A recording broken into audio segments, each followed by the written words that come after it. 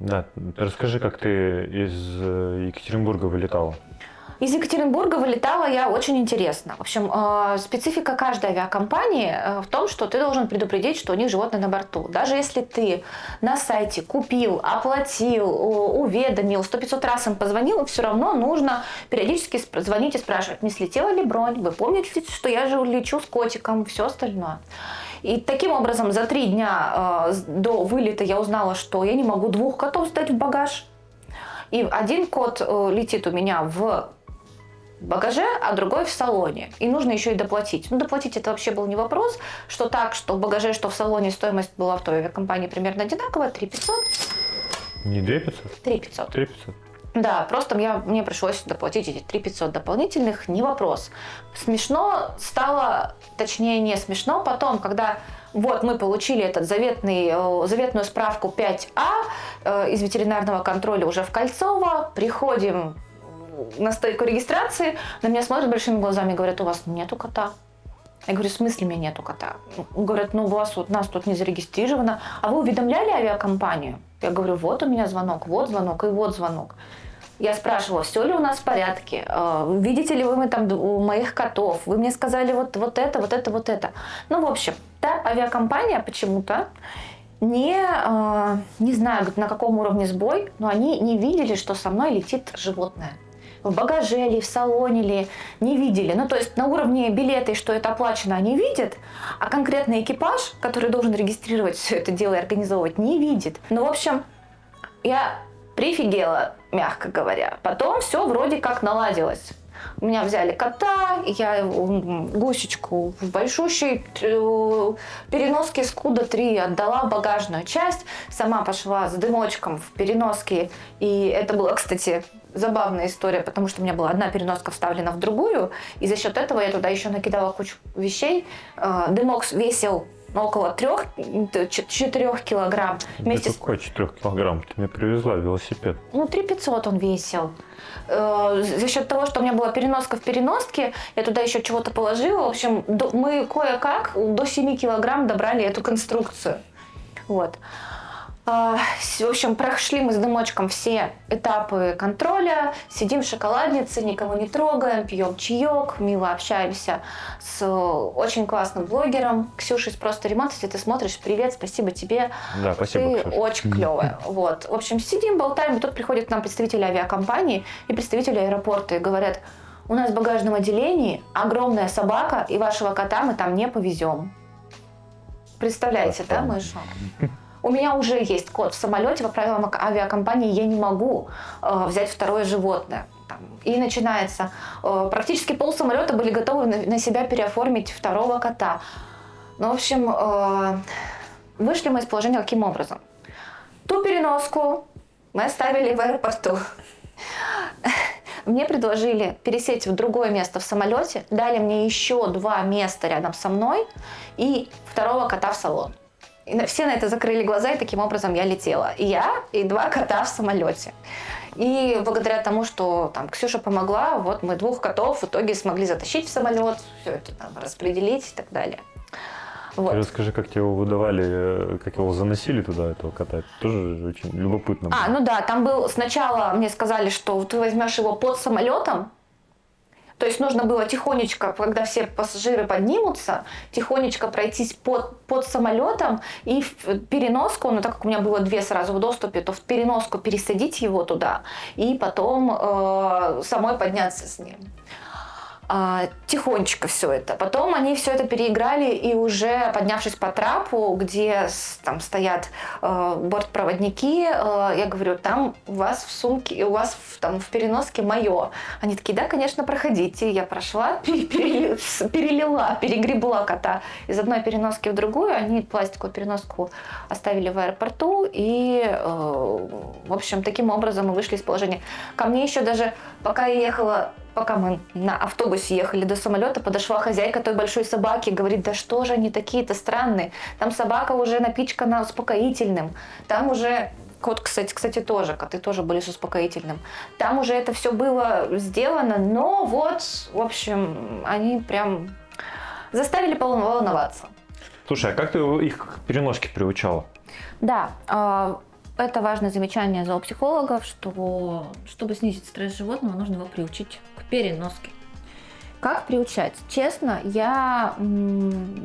стоило бы готовить чуть тщательнее.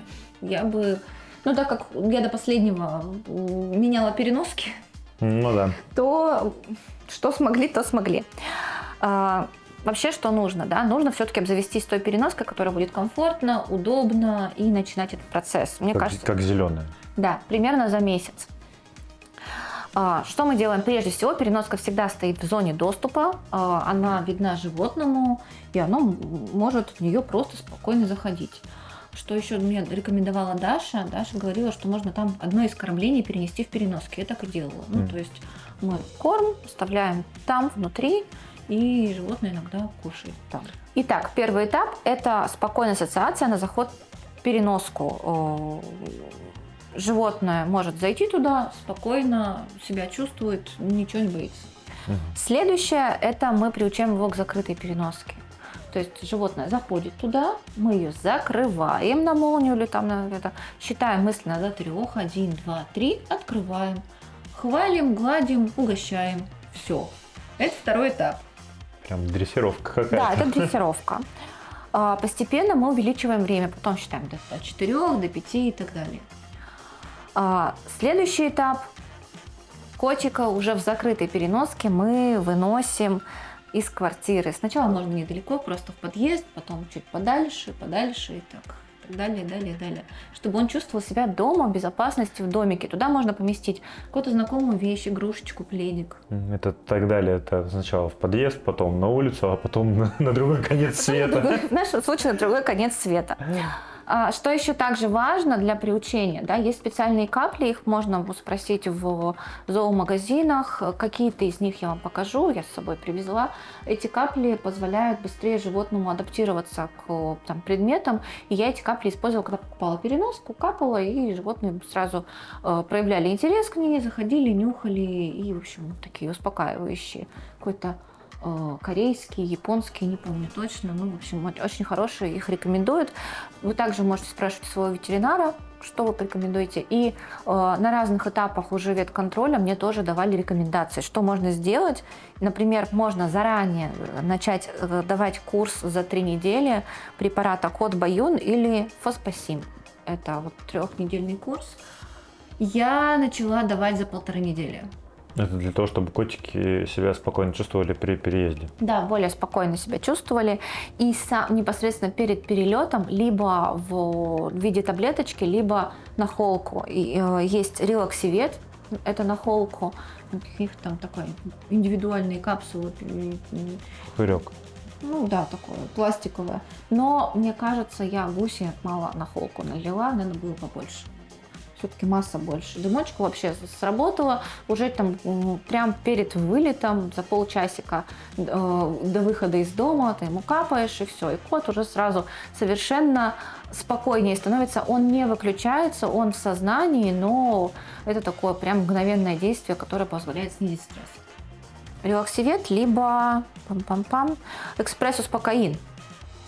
Он внутрь дается, а у меня с тем, чтобы накормить кота таблетками, проблемки. Да.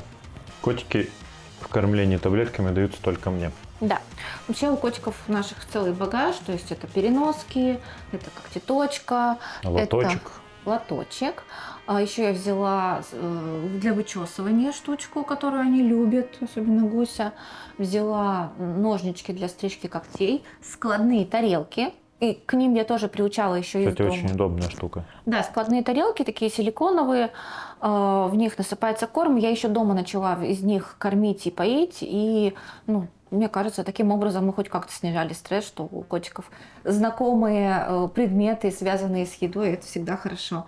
Что еще у них? Вот эти капельки, шприц для давания таблеток, на всякий случай я взяла, и... Да и все вроде бы.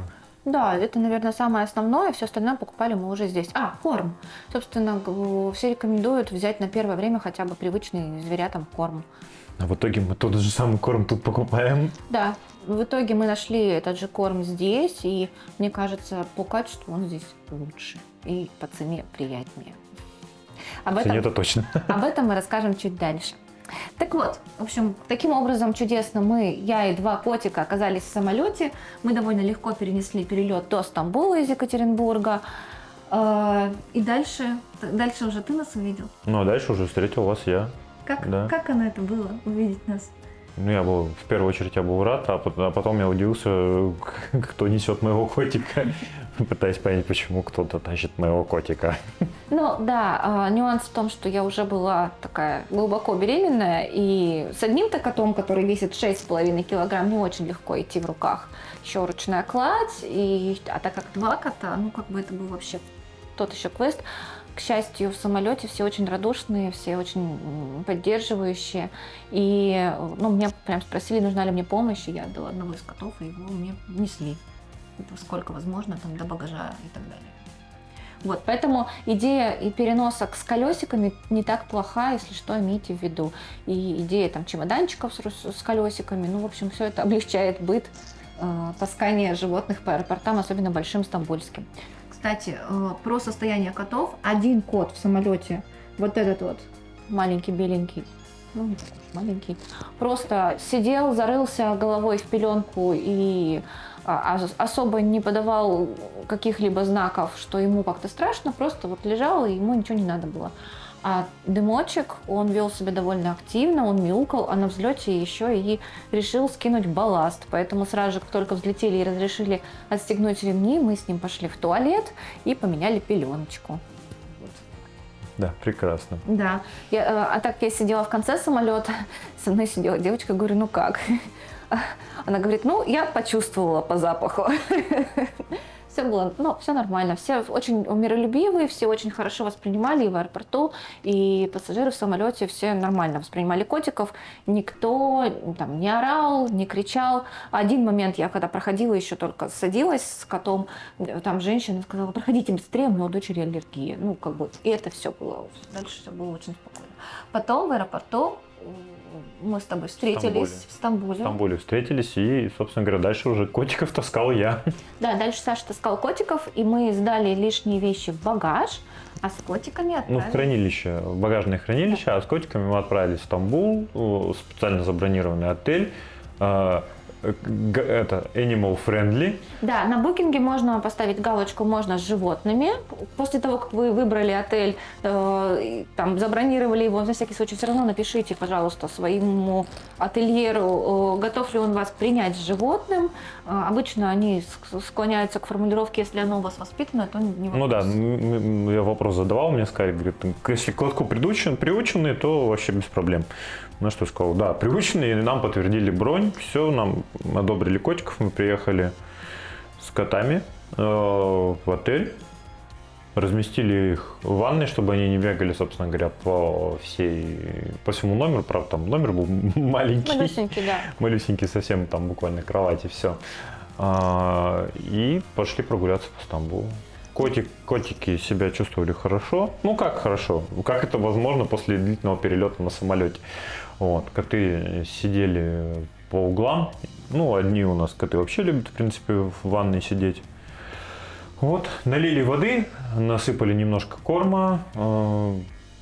Также, кстати, корм нам, насколько я помню, дали в этом... мы попросили на ресепшене в этом отеле. Нам дали корм, там был отель, в котором прям живут коты. Мы случайно сдали в камеру хранения корм для котиков, который был заранее приготовленный. И когда приехали в отель, уже это поняли, увидели, что у отеля, в принципе, корм есть для своих котов, и попросили у них, и нам без проблем все дали. Да, в Стамбуле все cats friendly очень, поэтому вообще вопросов не возникло. И, по-моему, что-то мы еще покупали. Да, мы еще купили в зоомагазине какой-то корм, и настолько он понравился дымочку, что он даже холодильник вскрыл, чтобы его потом еще поесть. Да. У нас кот-холодушник так мы его и прозвали с того момента. Да, вот умеет открывать холодильники, к сожалению. В общем, вот такая вот история. И мы погуляли по Стамбулу, котики, провели время в номере. Выдохнули. Немножко передохнули, а потом мы поехали дальше. Ну, мы, собственно говоря, потом, по-моему, ты, снова их баюном или что-то ты им капал на холку? На следующий день перед вылетом, перед выходом из отеля я снова, повторила и релаксивет, им капала на холку.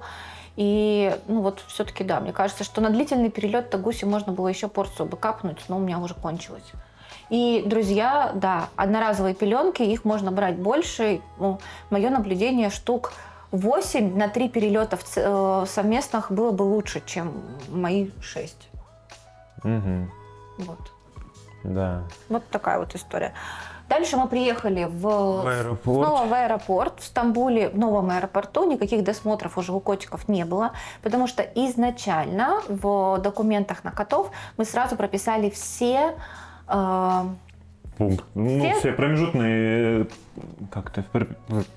Все наши города присутствия, все наши пересадки мы прописали сразу, еще находясь в России, прописали их вот в этом документе, справке 5А, международном сертификате, который нам выдали на английском, мы тоже там все это было прописано, и поэтому мы по тем документам, которые нам выдали в России, мы по ним же и продолжили путешествие на следующий день.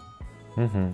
По сути, пересадка была такая маленькая именно из-за животных, чтобы документы не истекли. Не утратили свою действительность. Да. Дальше началась интересная история с посадкой, потому что у нас были неоплачены коты на посадку в КЛМ. Но нам не то чтобы какая-то интересная история, там просто мы решили оплатить посадку котов уже на месте. И оказалось, что карточкой оплатить у нас не получилось. Да. Так, почему это произошло, мы так и не поняли. Так как у меня есть карточка грузинская и казахская, но ни та, ни другая не сработали почему-то. Вот. В долларах они не стали брать. Да, в долларах они не принимали. Пришлось идти менять в обменнике на лиры и уже оплачивать. Потому что так как мы знали, что мы улетаем, лиры до последнего старался потратить. Да, и это заняло довольно много времени, поэтому вот на эту часть рассчитывайте. При посадке КЛМ, что интересно, да, нас спросили, так как у нас была пересадка в Амстердаме, нас спросили титры от бешенства, на что мы сказали, у нас транзит, нам нет, а в Аргентину титры не требуются, они что-то там забили в компьютер, сказали, окей, no problem. То же самое было с вопросом про визы шенгенские. Да, когда на самой уже посадке нас спросили визы, да. Мы такие, у нас Аргентина. Да, поэтому тут такой вопрос могут задать, но тем не менее вот конкретно мы ответили, все сработало, все дальше пошло нормально. Ну и, собственно говоря, уже самолет. В самолете мы летели. Подожди, сначала у нас первый самолет вообще прошел, мы даже не вставали с места с котиками. Да? Да, первый перелет у нас прошел вообще спокойно, но он занимал 3 часа. 3 часа? 3 часа занимал. За 3 часа котики даже как бы не особенно и переживали. Ну, дымок, естественно, как всегда, вещал-верещал, потому что он всегда... Он разговорчивый. Да, он очень разговорчивый, он все время в транспорте любит поболтать, в любом. Вот, мы прилетели в Амстердам, там мы перешли... Еще раз был досмотр. Мы доставали котов из переносок. Кстати, точно, это важный момент.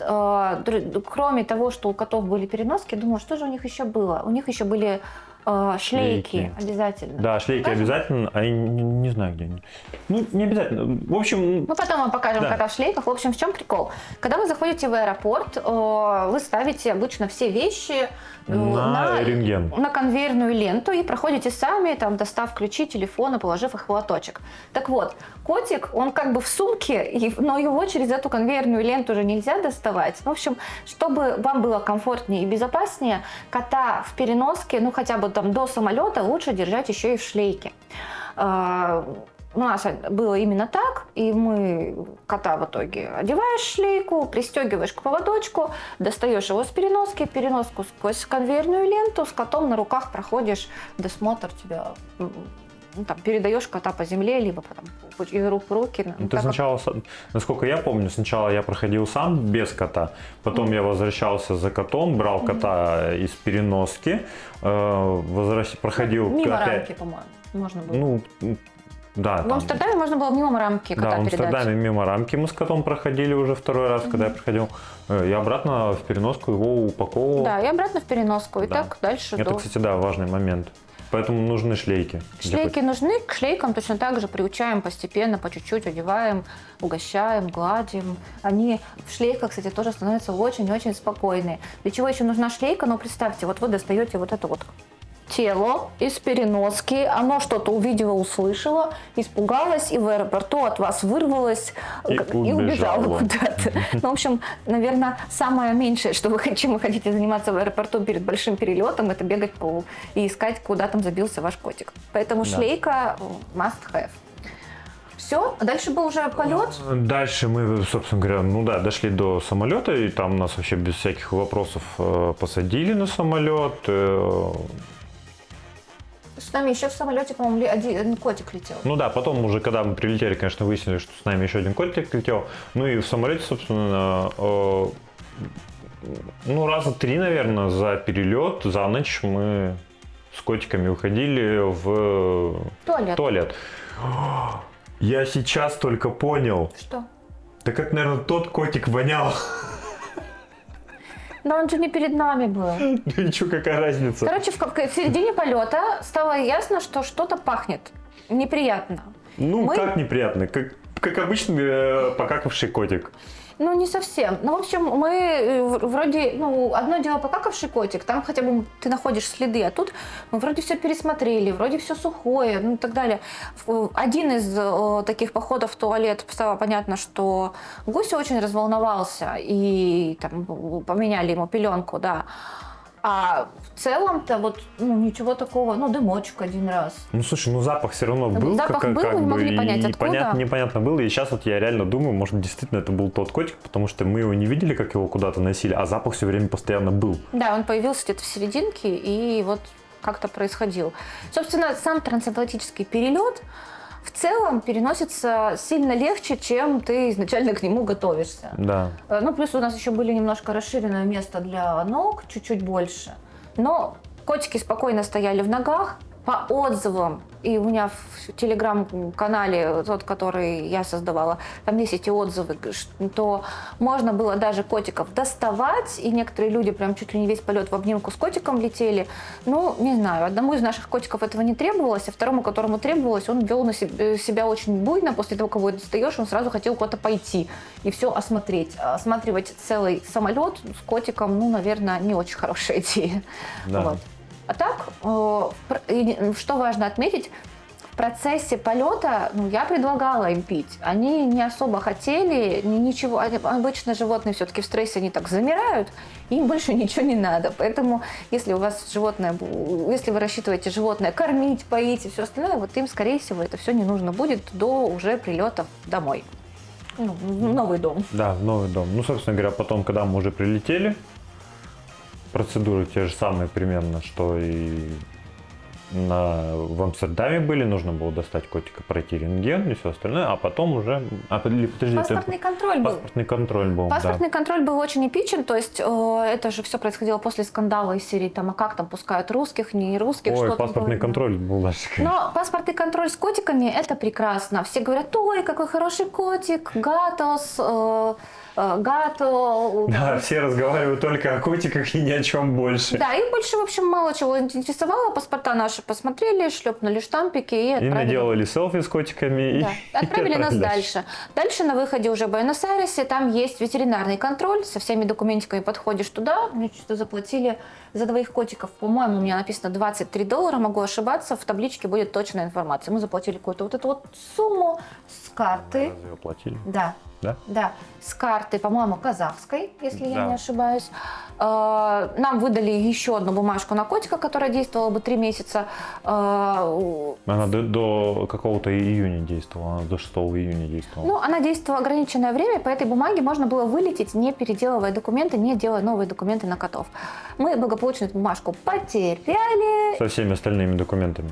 Да, но это уже другая история. Собственно, нам эта бумажка была не очень нужна по той простой причине, что мы планировали здесь оставаться, и когда мы уже решим ехать дальше отсюда, там уже будет необходимо в любом случае заново делать многие документы, а паспорта уже есть, к счастью. Вот, поэтому этап доехать и оформить котиков на этом заканчивается. Да. Начинается Подожди, этап на этом заканчивается, да? Да. Доехать, оформить котиков, да. Да.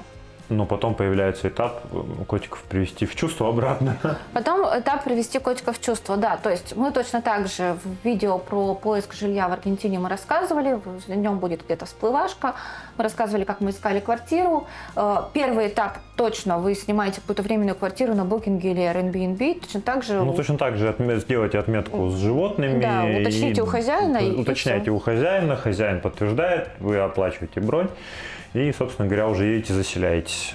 Да, из того, чтобы мы точно делали, чтобы поскорее привести животных в порядок, в чувство, это мы их меньше тревожили. Первое время они у нас там, первый часик-два находились в ванной. Как меньше тревожили? Я первым делом котиков помыл.